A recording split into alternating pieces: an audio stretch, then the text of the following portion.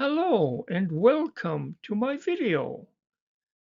Today we talk a little bit about various stamp varieties.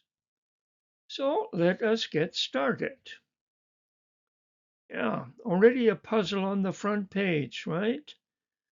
Well, let's take a look and clear up the puzzle.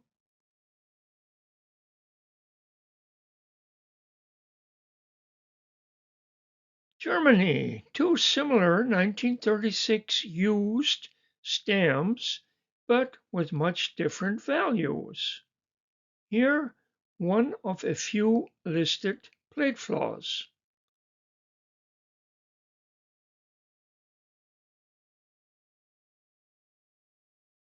In the abbreviated word international, the normal stamp is spelled correctly with the N, but the bottom stamp has an abnormality on the N, making it look like an H. And that is the plate flaw. And for that little abnormality, yeah, it spells out a pretty decent catalog value. Yeah, 110 times of the normal. Not too shabby. Maybe worthwhile to look at to see if you might have one. I wish you luck. And here, Germany, Bavaria of 1875, with another plate flaw example of several which are listed. Values are for these for mint hinged stamps. So mint not hinged would be better, and used in this case is still better. So here we can see the normal, and the plate flaw is right up here. And I'll show you an enlargement. Here we have it. Plate flaw, line of the crown on the right, and here it's normal on the left stamp. So not a very dramatic price-wise, but nonetheless still better than the normal.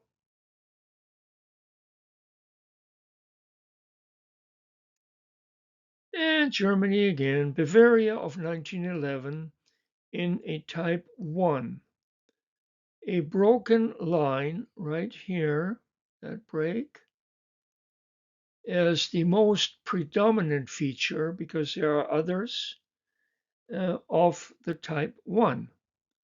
If you see that break, then you have a type 1. And in this case, the catalog value is at $80 for used. So not bad.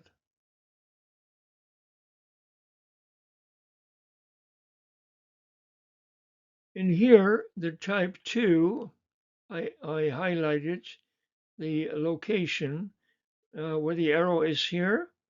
That line is continuous. And as such, the type 2 catalogs $15. So a fair amount less than the type 1. Yeah. In line 2, the line goes through. All stamps of the set have 2 or more types. So if you have any amount of this series and perhaps access to a specialized catalog, might be worth your while.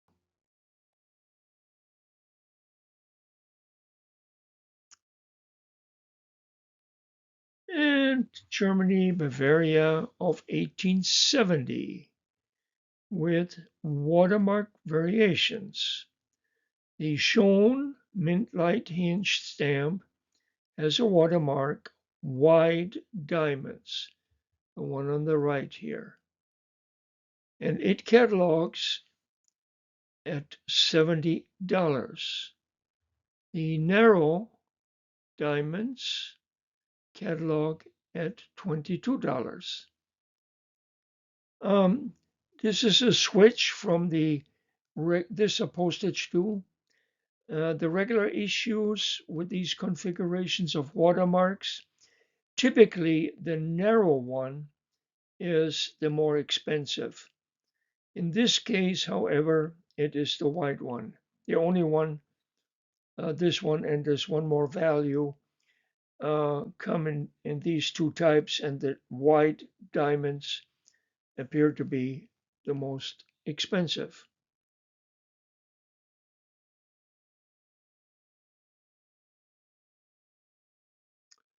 And still Bavaria of 1850.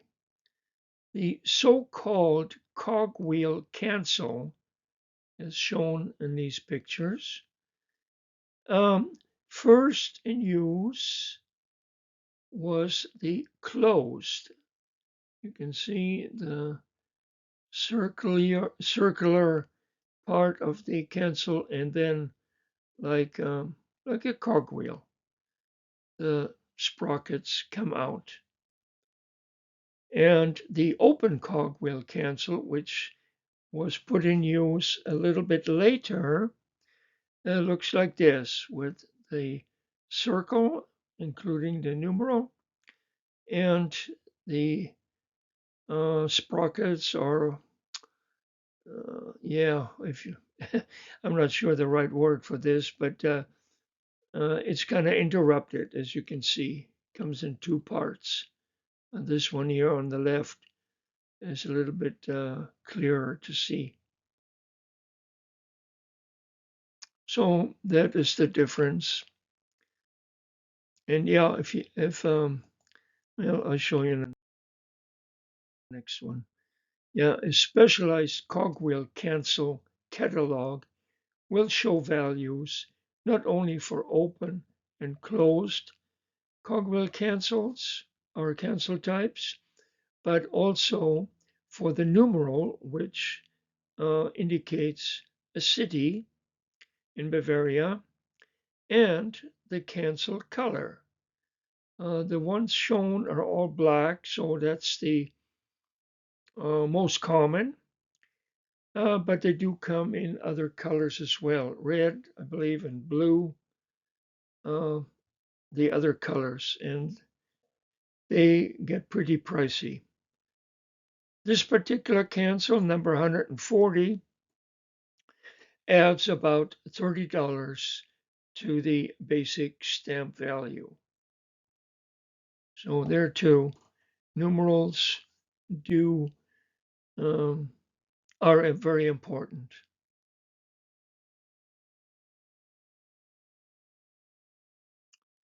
And also not to overlook multiples, especially older issues.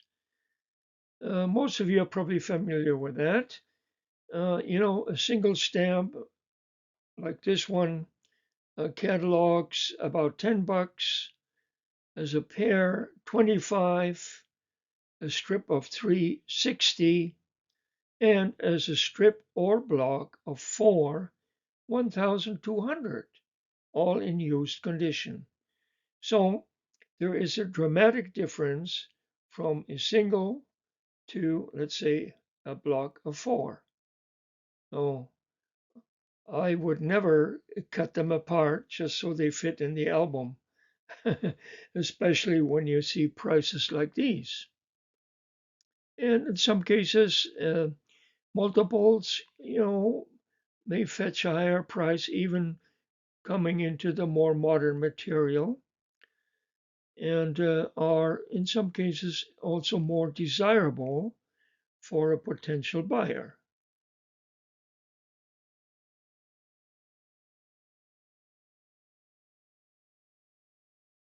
And Bavaria of 1919, Minch tin stamps, no plate flaw, no color difference, same watermark, but different catalog value. So what did we miss? Well, let's take a look.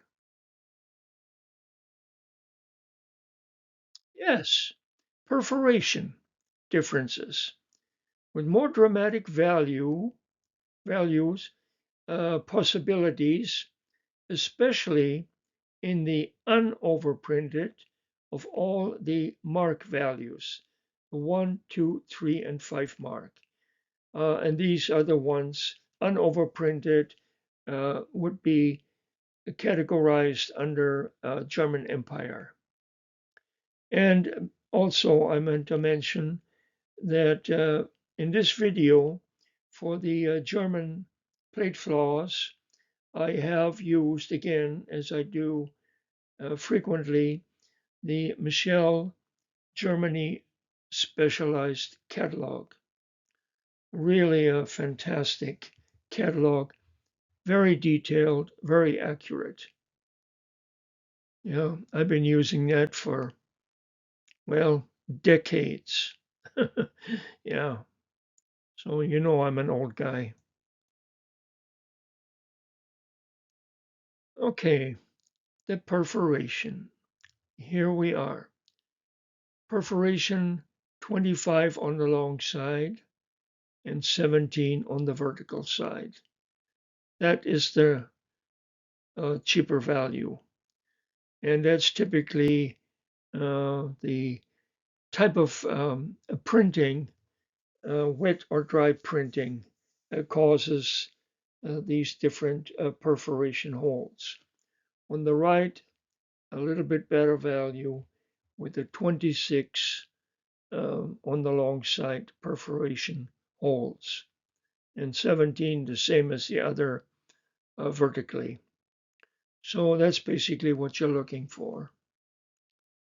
And again, the specialized catalog on that page for the Empire, they have pictures that are the identical size of the actual stamp size, and you can put it on that gauge or template, and you can see very quickly, is it the 25 to 17 or 26 to 17 perforation holes.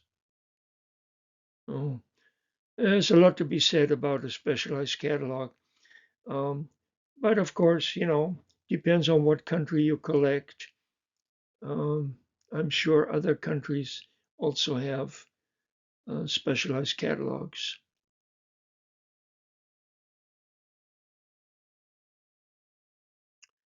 And Germany, the German Empire, two similar 1874 issues.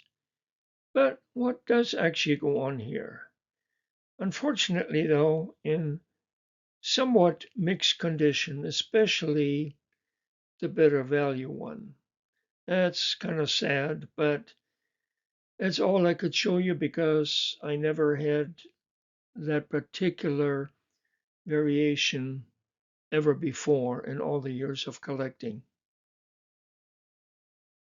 So I had to use kind of a little, perforation problems here and there, and yeah, not a very good looking stamp. But anyways, definitely a high catalog value on this one on the right. And here is the situation at hand. The 2.5 overprinted on the normal is very normal, all right. But the plate flaw, the 1 is shifted to the left of the half of the fraction. And that is a major and very scarce plate flaw. And that's why I've only encountered this particular one, the only one ever that I had. So, yeah, with the condition of that stamp, of course, the value always decreases pretty rapidly. But still, it's nice to get something like that. And was basically also in a junk lot, so can't really complain.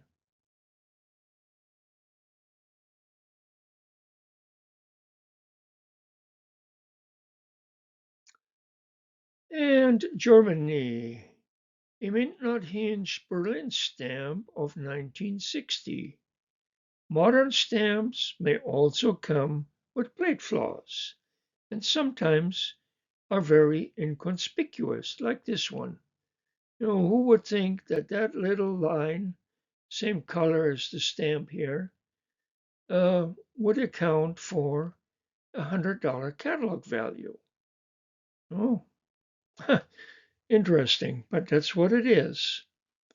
Yeah, very nice. The stamp itself is very minimal catalog value. So, but the plate flaw um, brings it up very nicely. And in most areas, um, I'm talking about the German stamps because that always had been my specialty area. There are um, so many plate flaws throughout the catalog, from the start of the catalog to the finish, whether it's classical material or modern or in between, it does not matter. And every time I look at a newer version of the specialized catalog, very frequently uh, I would note newly discovered plate flaws that have been just entered into the catalog.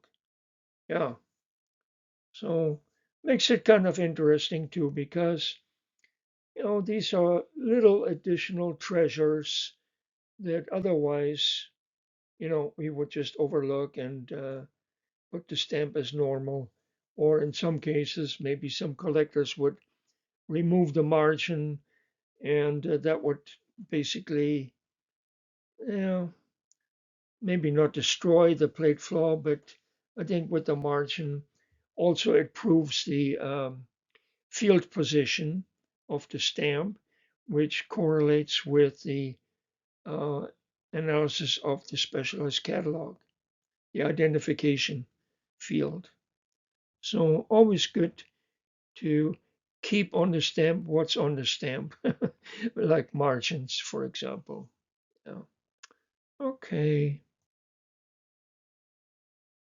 well, that's it again. And I sure appreciate your watching my video.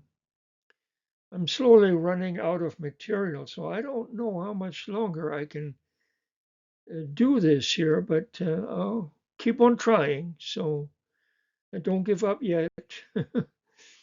Okay. Well, there you go. Treasures and plate flaws. Yeah, they're out there. But typically, we do need that reference material, whichever is necessary in everyone's specialized area, to be more aware of plate flaws and their possible values. So I hope you can find a bunch of them. I wish you certainly much success.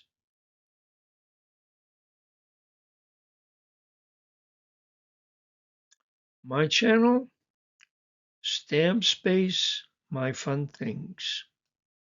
And thanks again. You're a very loyal group of philatelists out there. I really appreciate that. Thank you so much.